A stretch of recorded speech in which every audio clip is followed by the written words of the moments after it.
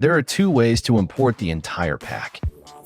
The project files that contain INST in the name are prepared for importing the categorized samples. You can drag any of these files to an empty slot as follows.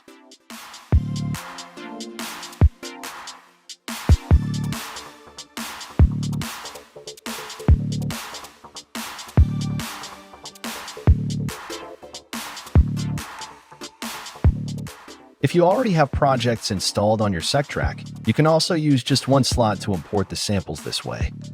Save the project from the slot you want to use and just drag all files to the same slot.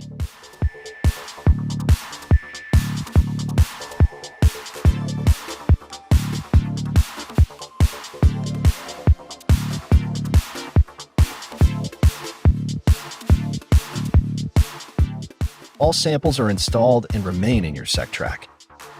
When you're done with the installation files, drag a main project file to this slot to install it.